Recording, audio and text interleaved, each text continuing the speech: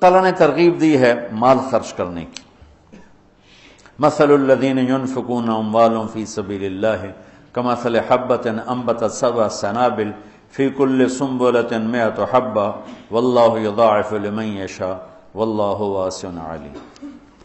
یہاں ہے سنابل، اور یوسف علیہ السلام کے قصے میں ہے انی ارا سبع سنبلات خضر و اخرى یابسات. تو وہاں چونکہ صرف ہیں ہی 7 جمع قلت، یہ سنبلات جمع قلت ہے، اور ادھر کوئی حد کوئی نہیں، تو سنابل جمع منتہی الجموع ہے، جمع کثرت ہے، آخر تک کوئی حد ہی نہیں. تو میرا اللہ قرآن میں 82 دفعہ خرچ کرنے کی ترغیب آئی ہے، 82 دفعہ.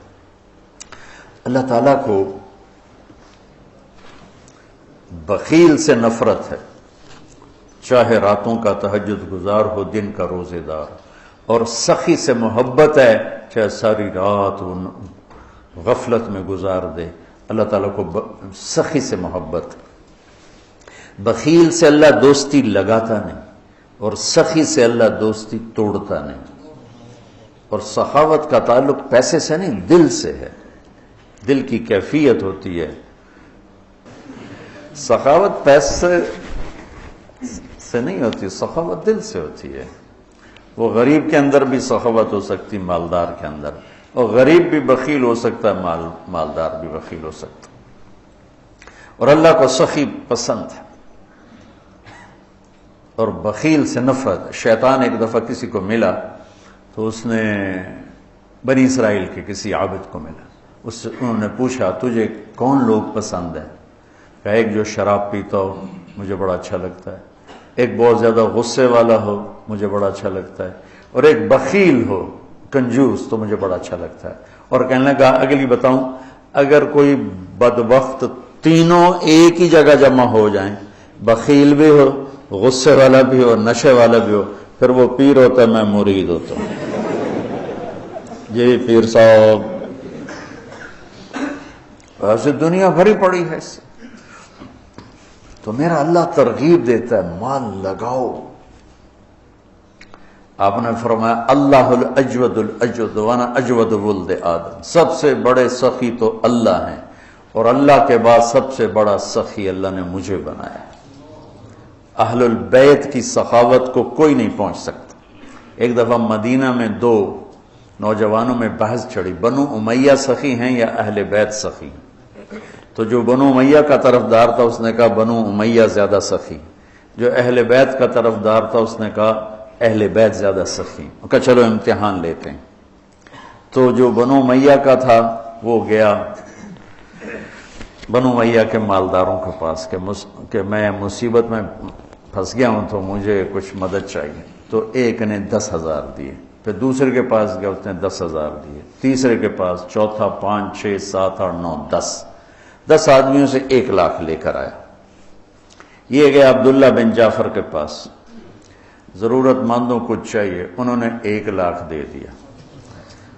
پھر گیا حضرت حسن کے پاس، کہا جی میں محتاج ضرورت مند، انہوں نے 1 لاکھ دیا. پھر گیا امام حسین کے پاس، انہوں نے 1 لاکھ دے دیا.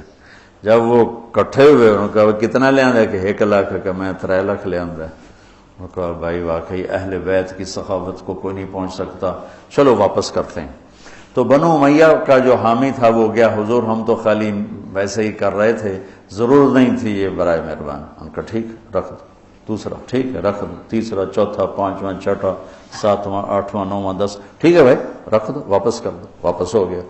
اب یہ گیا عبداللہ بن جعفر کے پاس، حضرت وہ ہم تو ایسے ہی امتحان لے رہے تھے، ہمیں تو ضرورت کوئی نہیں، آپ واپس لے لیں. امام حسن صاحب، امام حسین صاحب، انہوں نے فرمایا جب اہل بیت کے گھر سے کوئی چیز نکل جاتی ہے واپس نہیں آیا کرتی. سخی. امام علی نقی رحمہ اللہ تعالی یہ رہتے تھے سامرہ میں، سامرہ بغداد کے پاس ایک جگہ. تو ان کے پاس ایک شخص ہے کہ حضور میرے اوپر 30,000 دینار قرضہ ہے. کون ہو، کہاں سے آئے ہو، قرضہ ہے نہیں ہے؟ اچھا پہلے سنو 30,000 دینار بنتا کتنا ہے؟ 60 کروڑ روپیہ، یہ کہو زبان سے۔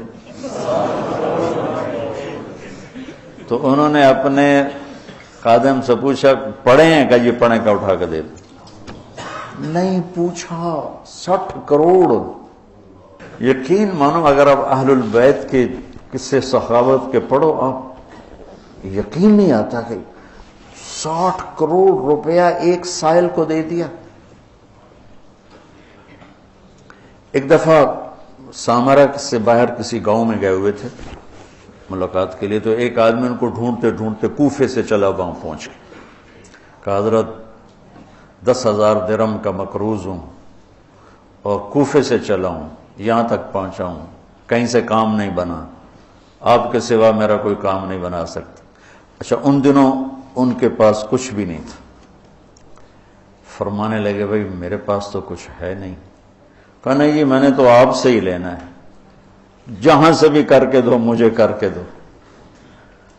تو کہنے لگے اچھا ٹھیک، نوکر سے کاغذ قلم لاؤ۔ کاغذ قلم لائے، اس پہ تحریر لکھی کہ میں نے اس صاحب کے 10,000 درہم دینے ہیں اور اپنے سائن کیا، علی نقی۔ کہا یہ لے جا، میں 3 دن بعد واپس جاؤں گا شہر، تو جب مجلس گرم ہونا تھا آ جانا اور یہ پرچہ دکھا کے میری خوب بےزتی کرنا کہ تو پیسے لکھے ہوئے اور تم مکر گیا اور دیتا نہیں اور ٹال مٹول کرتا ہے، ٹکا کے میری بھائی۔ انہوں نے یہ کام میں نہیں کرتا، کہ پھر پیسے نہیں ملیں گے، کرنا پڑے گا۔ ان کا چلو ٹھیک ہے جی، آپ کہتے ہیں تو میں کر دوں گا۔ تو 3 دن بعد یہ تشریف لے گئے سامرا۔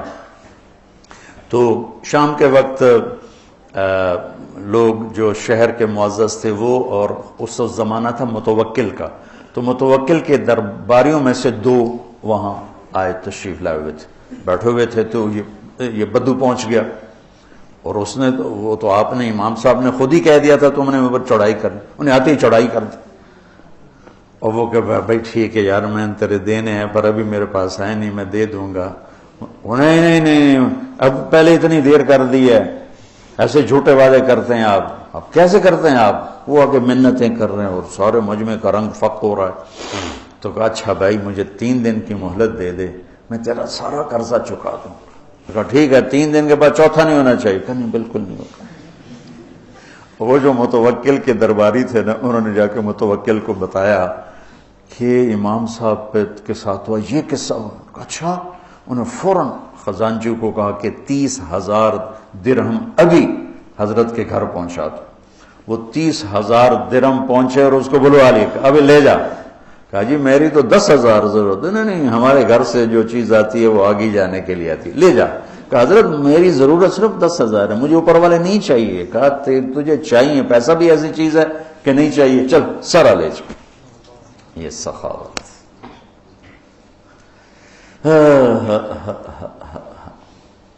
علم والے کی شان ہے کہ اسے سخی ہونا چاہیے۔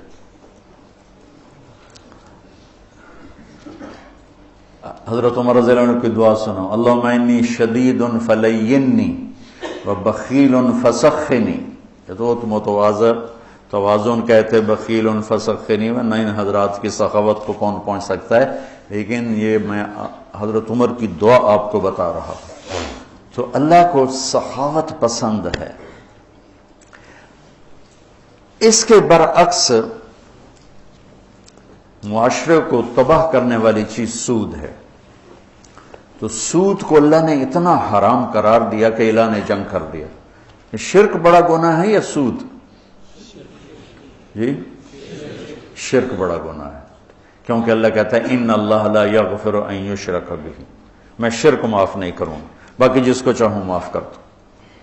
تو شرک کے خلاف تو نہیں کہتا اعلان جنگ ہے، سود کے خلاف کہتا ہے میرا اعلان جنگ ہے۔ سود شرک سے چھوٹا گناہ ہے لیکن اعلان جنگ ہے، اور صرف اپنا نہیں کہا، میں اور میرا رسول دونوں تمہارے خلاف اعلان جنگ کریں۔ کہ سود لوگوں کے چولہے بجھا دیتا ہے، اور سود حرص و ہوس پیدا کرتا ہے، انسانوں کو درندہ بنا دیتا ہے، اور معاشرہ تباہ و برباد ہو جاتا ہے اور پیسہ چند ہاتھوں میں سمٹ کے رہ جاتا ہے۔ تو دو گناہ ایسے ہیں جن پر اللہ نے فَجَزَاؤُهُ جَهَنَّمُ خَالِدًا فِيهَا، حالانکہ ایمان والے کے لیے ہمیشہ کی جہنم نہیں ہے، نکل آئے گا کسی نہ کسی دن، لیکن قتل اور سود پر اللہ نے کہا جزاؤ جہنم خالدن فیہا، کہ جو سود نہیں چھوڑ جو قتل کر رہا ہے اس کی جزا جہنم ہے اور یہ ہمیشہ جلے گا، اور سود کھانے والے کے لیے فرمایا کہ یہ جہنم میں ہمیشہ جلے گا۔ اور سب سے بدترین شکل آپ نے سود کھانے والوں کی دیکھی کہ جب آپ معراج میں گئے تو آپ نے دیکھا کچھ لوگ ہیں جن کے پیٹ ہیں جیسے بڑے بڑے گنبد، اس پیٹ کے اندر سانپ چل رہے ہیں جو ان کو اندر سے کاٹ رہے ہیں، اور ان کی چیخ و پکار ہے۔ آپ نے پوچھا یہ کون لوگ ہیں؟ کہا یہ سود کھانے والے ہیں۔ تو ایک تو بینک سود پہ پیسہ دیتے ہیں، سود پر، اور ایک عام لوگ بھی اب سود پہ پیسہ دیتے ہیں۔ میں لکی مروت گیا تو مجھے ایک شکایت یہ بھی ملی کہ یہاں حد سے زیادہ لوگ سود پہ پیسہ دیتے ہیں، بغیر قرض حسنہ کوئی دیتا ہی نہیں ہے، جب بھی دیں گے سود پر دیں گے۔ اور اللہ اس کے رسول سے اعلان جنگ قبول ہے چند ٹکے کے پیچھے، جو کہ اسلام سخاوت کا درس دیتا ہے، اسلام فیاضی کا درس دیتا ہے، سبق دیتا ہے، تو اور سخاوت سے معاشرہ خوبصورت ہو جاتا ہے، محبوب ہو جاتا ہے۔ ایک دفعہ عبداللہ بن جعفر اور حسنین کریمین علیہم السلام یہ مکہ سے مدینہ آ رہے تھے، راستے میں بھوک لگی تو ایک بابا اور بڑھیا کا خیمہ، تو کہنے لگے ہم ہاشمی لوگ ہیں، کچھ کھانے کو مل جائے گا؟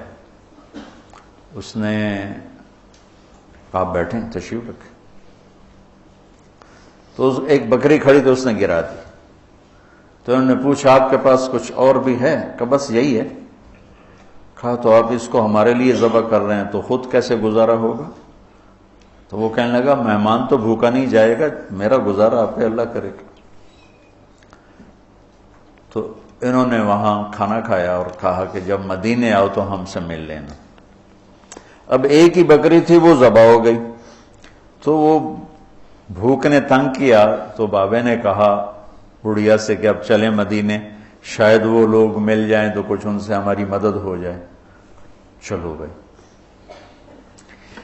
دونوں گلی میں جا رہے تھے، امام حسن کی نظر پڑ گئی، انہوں نے پہچان لیا۔ کہا بابا جی مجھے پہچانتے ہو؟ ان کا جی نہیں۔ کہا ہم آپ کے مہمان ہیں۔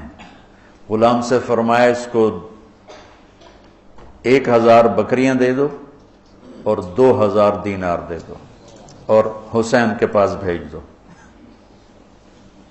حسین کے پاس بھیج دیا۔ انہوں نے پوچھا بھائی صاحب نے کتنا دیا ہے؟ کہا 1000 بکری اور 2000 دینار۔ کہا 1000 بکریاں دے دو، 2000 دینار دے دو، اور انہوں نے عبداللہ بن جعفر کے پاس بھیج دیا۔ انہوں نے پوچھا میرے بھائیوں نے کیا دیا ہے؟ کہا جی 1000 بکری، 2000 دینار۔ تو فرمانے لگے غلام سے کہ 2000 بکریاں دے دے، 4000 دینار دے دے۔ پھر کہنے لگا بابا اگر تو پہلے آتا نا میرے پاس تو اس سے بھی زیادہ دیتا، اب میرے بڑے بھائیوں نے جتنا دیا ہے اس سے زیادہ دیتے ہوئے مجھے شرم آتی ہے، اگر تو پہلے آتا میں تمہیں اس سے زیادہ دیتا۔ کیا سخاوت!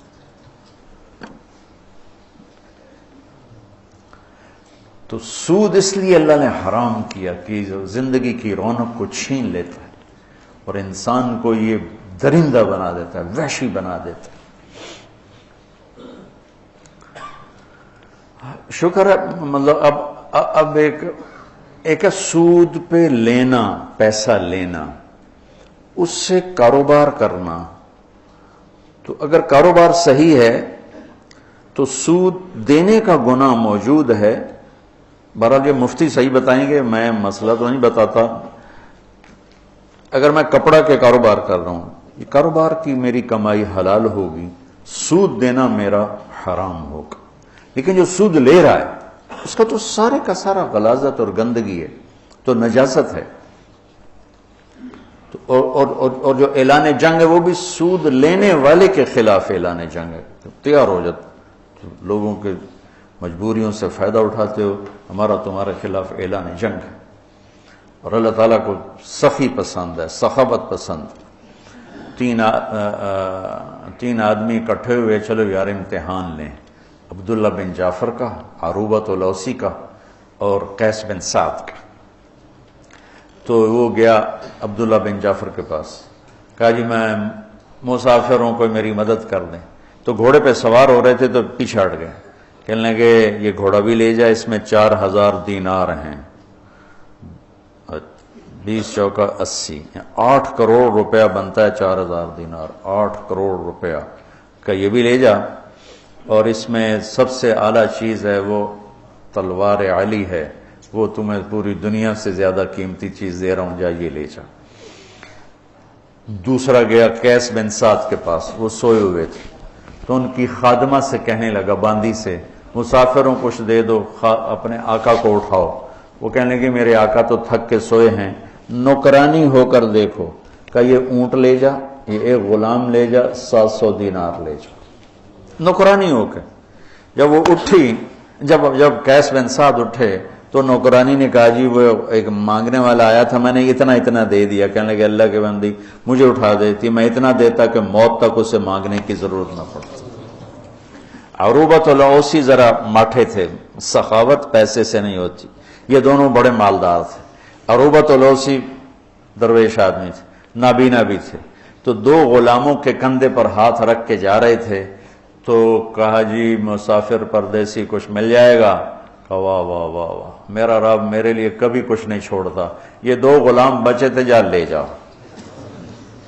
انہوں نے کہا آپ کہا میرا اللہ وارث ہے تو لے جا. کہا نہیں میں اتنا بے غیرت نہیں ہوں. کہا پھر بات یہ ہے کہ عروبہ کے منہ سے جب کوئی چیز نکل جاتی ہے نا کہ لے جا، پھر وہ واپس نہیں آتی، یا میں انہیں آزاد کروں گا یا تو لے جا. لے لیے، اور وہ دیواروں کو ٹٹولتے گھر واپس پہنچے. تو تینوں جب کٹھے ہوئے تو تینوں کا مشترکہ فیصلہ تھا کہ بڑے سخی عروبہ ہیں کہ سارا ہی مال دے دیا. 2 غلام تھے، سارا دے دیا. کہ سخاوت کا تعلق جائیدادوں سے نہیں ہے، یہ دل سے ہے، دل سے ہے. تو سود انسانیت کے ماتھے پر ایک بدنما، جتنی دنیا میں اس وقت اکانومی فلاپ ہو رہی ہے اور مالدار ملکوں میں بھی ایک تباہی آئی ہوئی ہے، اس کے پیچھے سود سب سے بڑی. سود، سٹا، جوا، یہ 3 چیزیں ایسی ہیں جو اکانومی کو، معیشت کو تباہ و برباد کر دیتی. اور چوتھا ادھار. ہمارے سارے کاروبار ادھار پہ چلے گئے ہیں، اور میرے نبی نے ادھار کی ہمیشہ نفی فرمائی. اور ادھار کو ہمیشہ، اب آپ مقروض کا جنازہ نہیں پڑھتے تھے، حالانکہ خود قرضہ اٹھایا ساری زندگی تاکہ بازار اپنی اصلی شکل پہ قائم رہے. جب سورا بازار ہی ادھار پہ چل رہا ہے تو کبھی بھی چیزوں کی قیمتیں کنٹرول میں نہیں آ سکتی. تو اللہ تعالیٰ خرچ کرنے کی ترغیب دیتا ہے کہ اللہ کے نام پہ لگاؤ. تو جس کو اللہ نے رزق دیا ہے، سخاوت اس رزق کا شکر ہے. سخاوت اس رزق کا شکر ہے. اللہ تعالیٰ کی بارگاہ میں،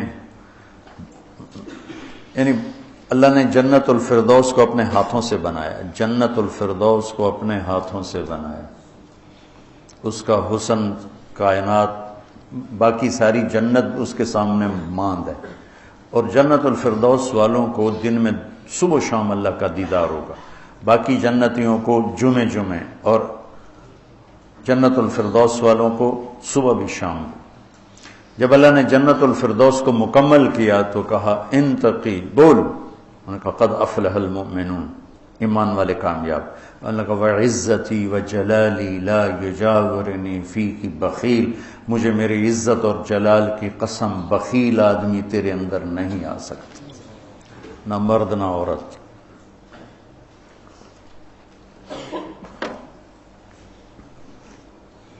تو اللہ سے مانگو کہ اللہ ہمیں سخی بنائے. اور جہاں تک آواز جا رہی، سود سے بچو، سود سے بچو، یہ زندگی کی رونق لے جاتا ہے، یہ کاروبار، یہ جتنی ہماری ٹیکسٹائل تباہ ہے یا بڑی بڑی انڈسٹری تباہ ہے، یہ کہتے تو ہیں نا حکومت کا قصور ہے، ان کے اپنا قصور کہ 99.9% اپنا لالچ، اپنا حرص، اپنا ہوس اور ہیرا پھیری اور چکر بازی اور اس سے بینکوں سے ساز باز، اس نے آ کر ہماری تجارت کو آ کر ڈبو دیا ہے۔ سچائی ہو، دیانتداری ہو، صداقت ہو اور وعدہ وفائی ہو اور کھوٹ سے پاک کام ہو، اس سے زوال اللہ اپنے امتحان کے طور پر لے لے تو لے لے، ورنہ اللہ کا قانون ہے کہ سچائی کو زوال نہیں ہے، دیانتداری کو زوال نہیں ہے۔ اس کو کافر کرے گا یا مومن کرے گا، دونوں کے لیے بلندی اور اونچائی ہے۔ تو آج 2-3 چیزیں ہو گئیں، باقی انشاءاللہ